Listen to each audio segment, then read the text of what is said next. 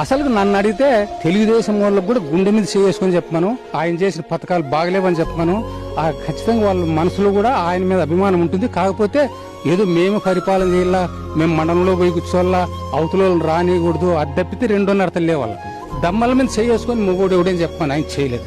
ఎక్కడే చీనా చెట్లకేమి కందులకేమి ఎన్ని వస్తాండే ఏమి కథ, రైతులకు అన్ని బాగుండాలి. సామాన్యుడు కూడా మహాజ్ఞాని అయినాడు, ఆయన చదువు చెప్పించినాడు. ఎవరయ్యా యా ప్రభుత్వం వాళ్ళు ఐక్యరాజ్య సమితికి 10 మంది ఆడపిల్లలను పంపించినాడంటే ఏం సామాన్యమైన పని. అది మన దేశంలో మన రాష్ట్రంలో చదువు ఎట్లుంది ఏమి కథ అక్కడ వినిపించి వచ్చినారు మన వాళ్ళు. ఈ పొద్దు స్కూల్ లేకపోతే హరిజన పిల్లలు వీళ్ళంతా ఓసీలంతా కాన్వెంట్లు చదివిస్తుంటే హరిజన పిల్లలు సూట్లు బూట్లు వాళ్ళ కుర్చీలు టేబుల్ ఎట్లుండే చూడము ఉత్సాహంగా ఉన్నారు. ఎందుకు వేస్తారు వాళ్ళకు ఏమంటే వాళ్ళు బెదిరించి వేయమంటారు అనుకో, వాళ్ళ చిల్లరోళ్ళను బెదిరిస్తారనుకో. కాకపోతే ఊళ్ళో అంటారు, వాళ్ళు చేసిపోతే వాళ్ళు చేస్తారు. అది మాత్రం కాదు. ఎవరన్నా కానీ పాలిచ్చి ఆవును కట్టేసుకుంటారు, తన్ని ఆవును కట్టేసుకుంటారు.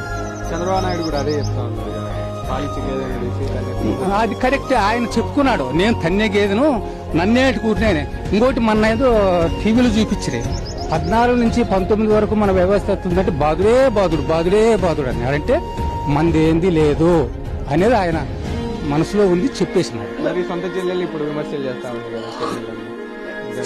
షర్మిల మందికి నేను మీటింగ్ లో చంద్రబాబు రెడ్డి మైక్ తీసుకొని జగన్ ఏం చేసినాడు పబ్లిక్ గా చెప్పేస్తే అక్కడ ఉండే షర్మిలమ్మ దగ్గర కూర్చున్న వాళ్ళంతా జై జగన్ అన్నారు. ఎవరు లేరు షర్మిలమ్మ మనుషులు.